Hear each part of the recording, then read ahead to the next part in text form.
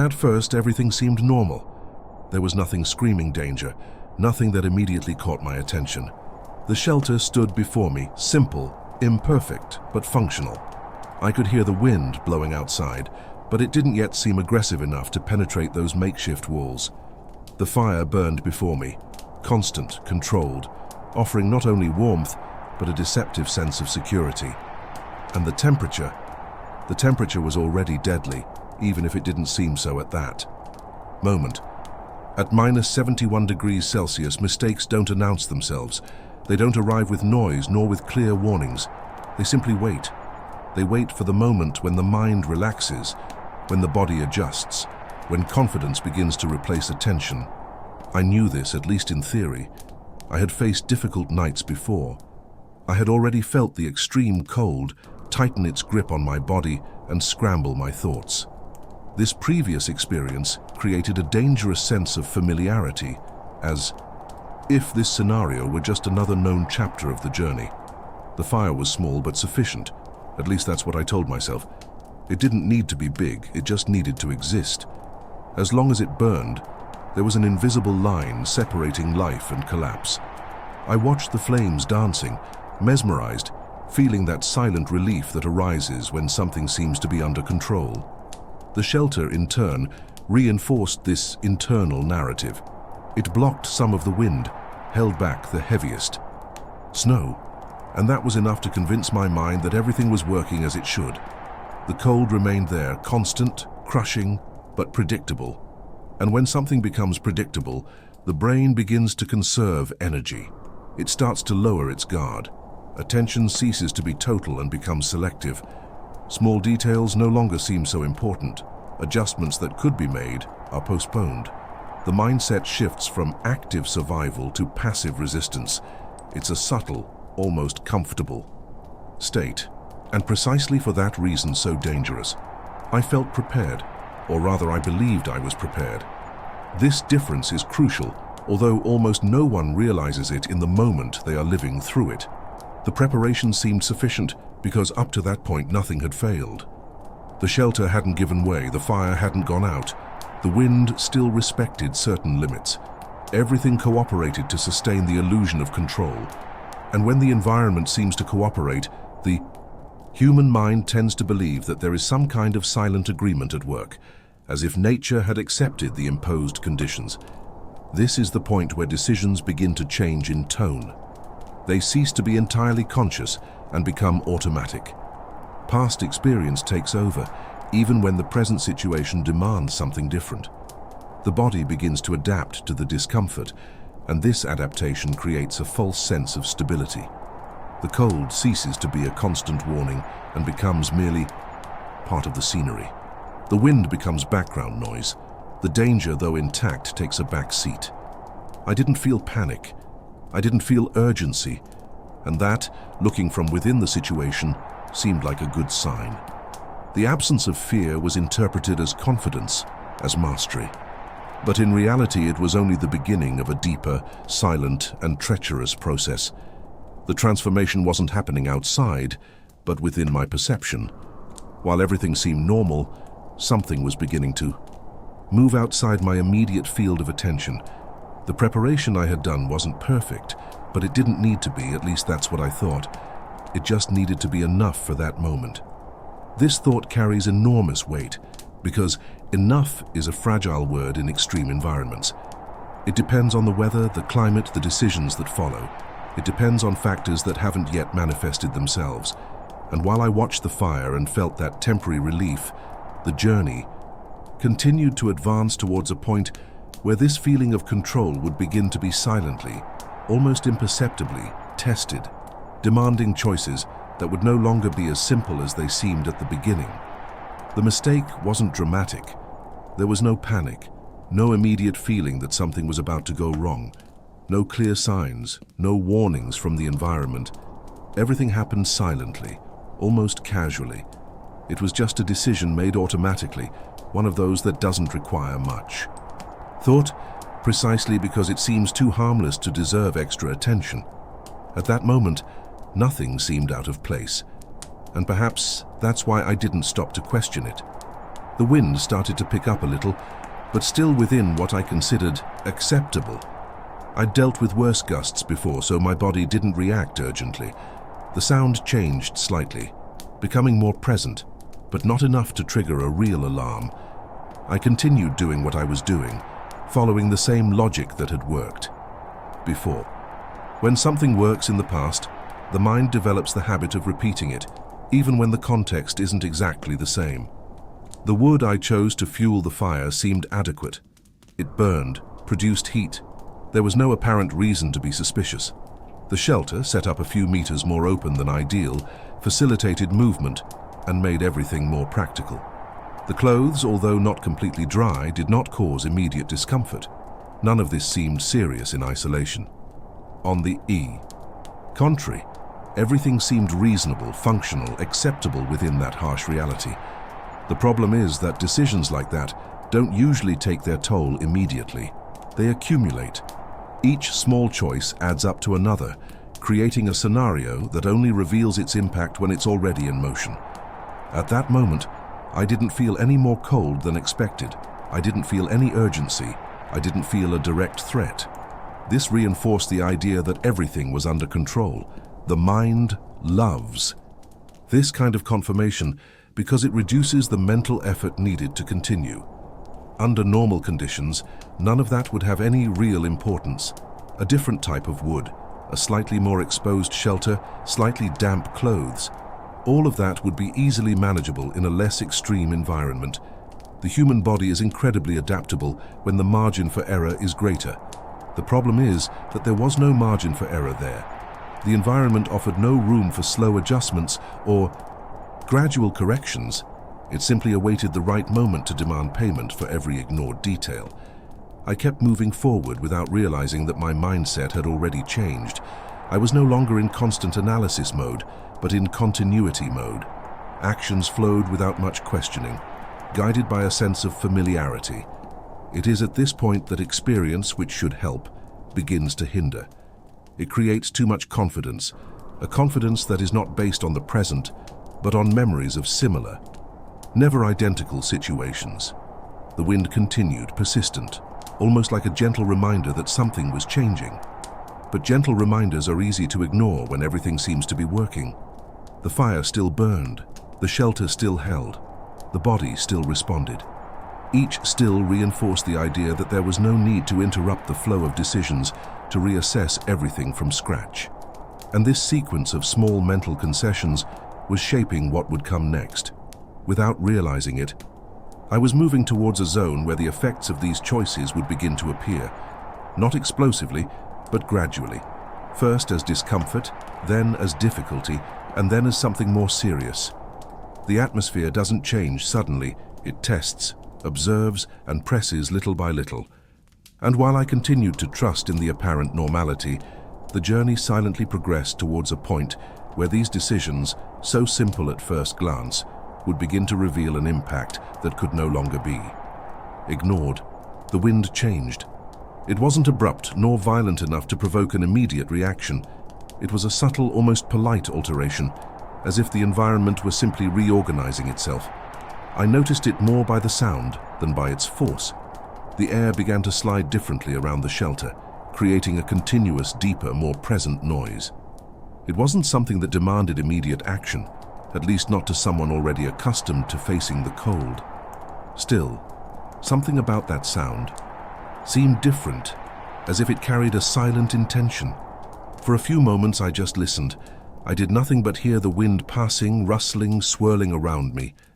This kind of pause doesn't happen by conscious choice. It arises when the brain tries to interpret changes too small to be classified as a threat. The body remains still, alert, but the mind hasn't yet found a clear reason to act. It's a strange state, where everything seems the same, but at the same time it isn't. The fire began to burn lower. It didn't go out, it didn't fail noticeably. It just lost intensity, as if conserving energy. The flames no longer rose as high as before, and the light they cast seemed weaker, shorter. I noticed this without urgency, almost as a casual observation. Under other circumstances, this wouldn't have mattered at all. It would have been enough to adjust, add more fuel, rearrange, but there, each movement required more than it seemed at first glance. There was a moment when I simply watched the fire in silence. No words, no elaborate thoughts, just the perception that something was changing, even without knowing exactly what. The silence between one crackling of the wood and another was longer. The heat no longer reached in the same way. Small, isolated signs that didn't scream danger, but also didn't bring comfort. The kind of signal the brain likes to postpone. The cold, then, began to advance in a different way. No longer as a constant backdrop, but as something active, almost. Curious. It seemed to find new paths, piercing layers that had previously resisted better. It wasn't a sudden impact, but a progression too rapid to be ignored for long. The sensation didn't come in strong waves, but in discrete infiltrations, reaching points that were previously protected. The most unsettling thing at this stage is that nothing seems urgent enough to justify a drastic reaction. There is no chaos, no visible collapse. There is only a sequence of invisible adjustments happening simultaneously. The wind, the fire, the cold, all moving on small scales while the mind still tries to decide whether it is worthwhile to intervene or whether this is part of the normal process. This delay in decision-making is almost imperceptible, but extremely significant. I felt something was slipping out of control, but I couldn't pinpoint exactly what. Logic still told me everything was working, albeit less efficiently. And when efficiency gradually decreases, the brain tends to accept the loss as something natural, not as a warning sign. That's the point where attention begins to fail, not through carelessness, but through accumulated overconfidence. Silence grew larger. Fewer words made sense at that moment. Any attempt to rationally explain what was happening seemed unnecessary, almost useless. The atmosphere didn't need explanations, only answers. And while I remained there, observing, feeling, listening, the cold continued to advance, not as a declared enemy, but as a patient presence, too fast to be perceived at first, too slow to provoke immediate panic. It was as if the scenario was adjusting itself without warning, redefining limits, testing resistance. Each second that passed without action didn't seem like an isolated mistake, but part of a larger movement that I didn't yet fully understand. The change had no clear form, no specific sound beyond the constant wind. It simply happened, filling the spaces left by initial confidence, preparing the ground for something that hadn't yet fully revealed itself. It was at that moment that everything stopped working. Not suddenly, not with a single crack announcing the collapse, but as a sequence of failures that linked together too quickly to be corrected. The fire, which had previously resisted, could no longer fight against the snow. Each gust pushed flakes into the flames, weakening them, stealing heat, reducing the light. No matter how much I tried to protect, adjust, or feed it, the fire simply no longer responded in the same way. It still existed, but it no longer fulfilled its purpose. The shelter began to fail soon after. The wind found gaps that had previously seemed insignificant. The tarp crackled, the structure creaked, and the icy air surged through as if actively searching for me.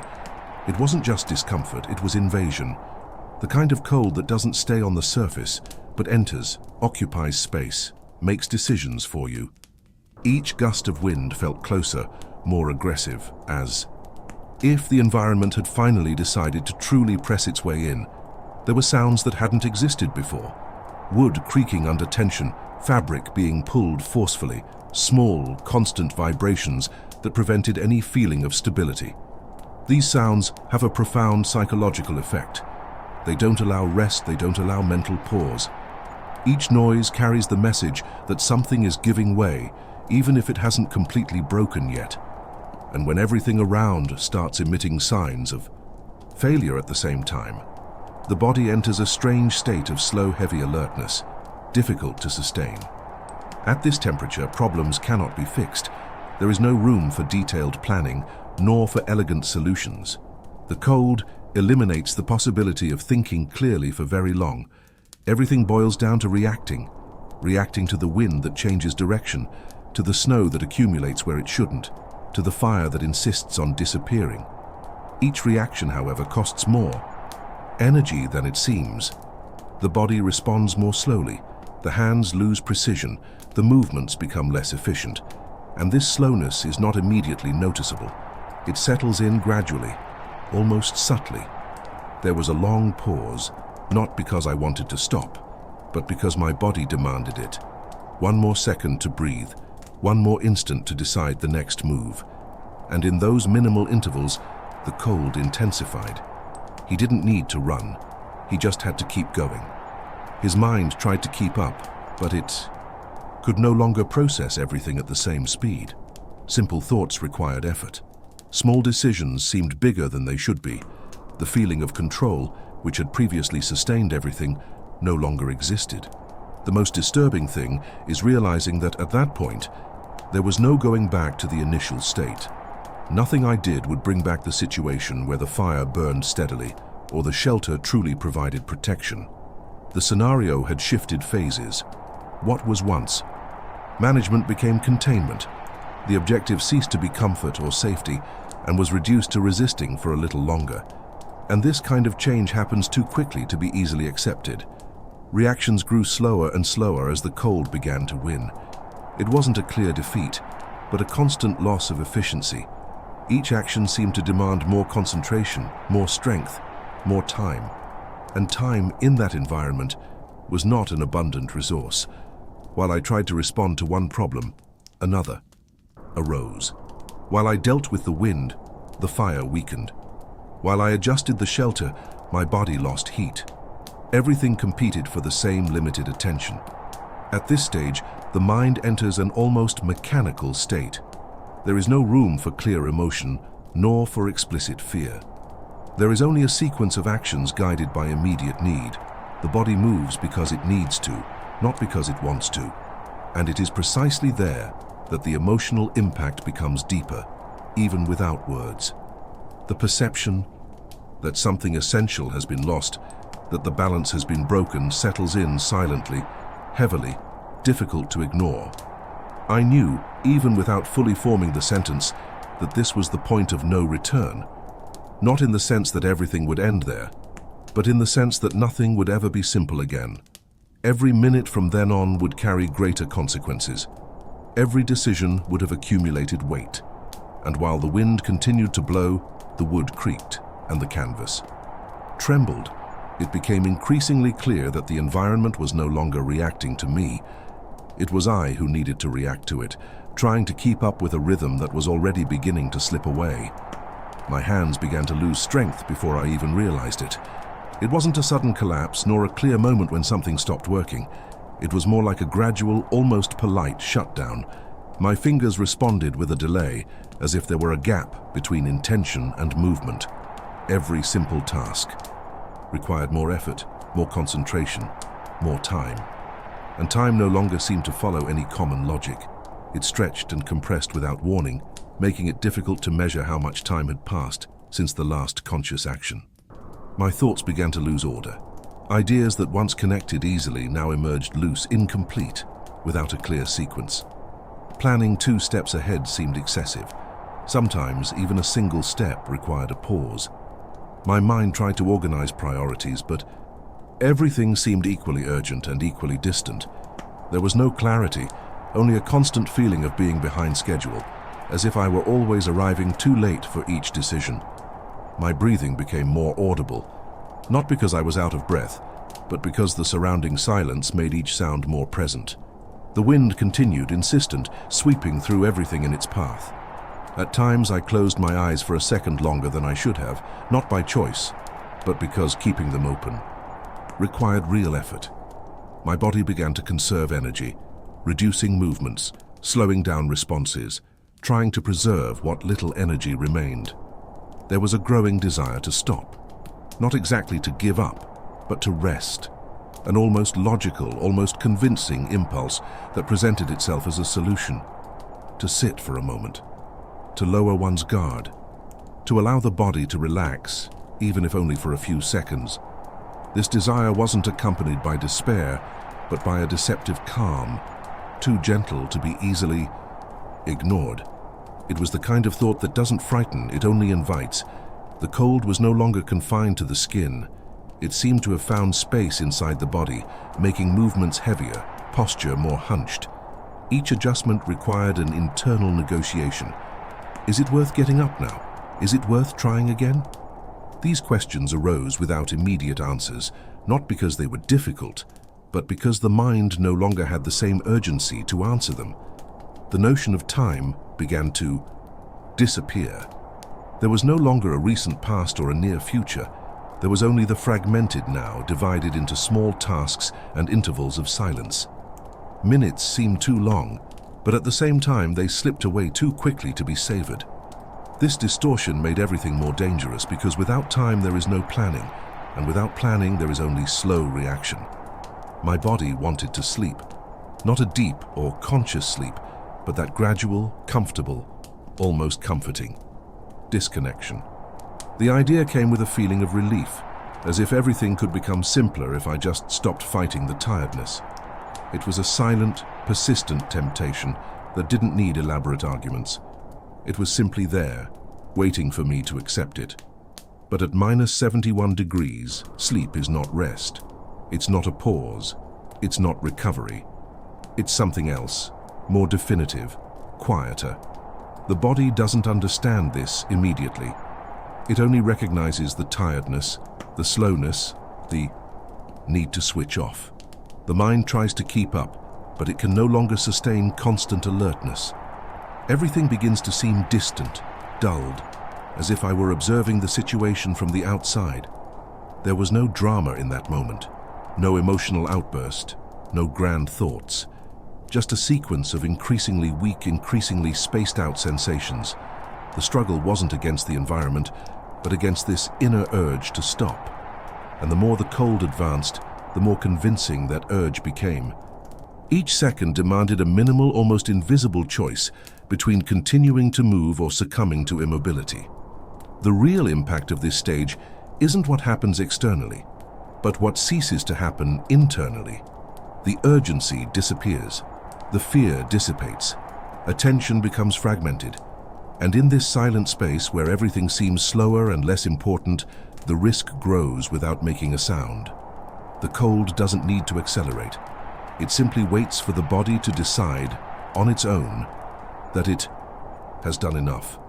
Morning finally arrived, not as an immediate relief nor as a clear change of scenery, but as a discreet, almost timid presence. The light began to spread slowly, revealing familiar shapes covered by a thin layer of ice and silence. The world seemed the same, only a little more visible. The temperature had barely changed. The cold remained there, firm, constant, as if the night had never truly ended. The only difference was the sufficient brightness to see better what still needed to be faced. The danger didn't disappear with the arrival of day. It merely lost some of its darkness. The wind still cut through, even if less aggressively. The atmosphere seemed calmer, but this kind of calm doesn't bring comfort. It's a deceptive pause, one that makes the body relax a little too much, even when it shouldn't. I was breathing more steadily now, feeling the cold air enter and leave, remembering that I was still there, still conscious, still in motion. There were marks. Everywhere.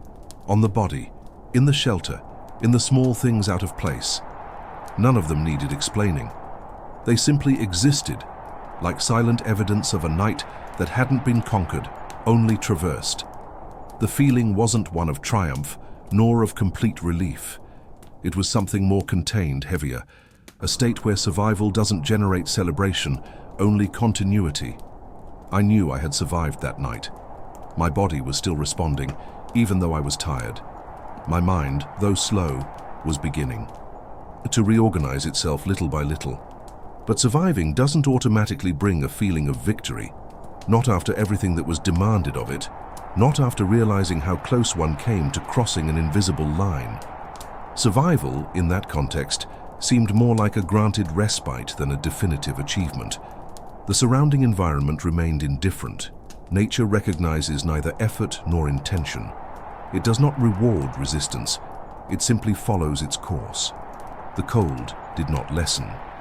Because of the daylight, it merely waited. This realization brings a strange, almost uncomfortable clarity. There was no merit involved, only circumstance. just the sum of decisions, reactions, and limits that, for some reason, had not yet been completely overcome. As the ambient sound softened slightly, I perceived the weight of what had happened more clearly, not as a shock, but as a slow understanding. Some choices don't disappear when the danger passes. They remain, occupying space in memory, influencing every subsequent step. Even without vivid images, even without precise words, the feeling remains, and it doesn't need to be revisited in detail to remain present. There are mistakes that don't exact a price all at once. They settle in, silently waiting for the right moment to manifest themselves again, sometimes not as a direct consequence, but as forced learning, as an invisible scar. They shape how you observe your environment, how you assess risks, how you trust or fail to trust your own perception. I remained there, aware that this story didn't end with the sunrise. The day merely opened up space for everything to be seen more clearly, including that which still lacked a defined form. Some experiences don't demand immediate explanation. They simply settle in, awaiting the right time to be understood. And there are mistakes that don't fade with rest or distance. They remain silently,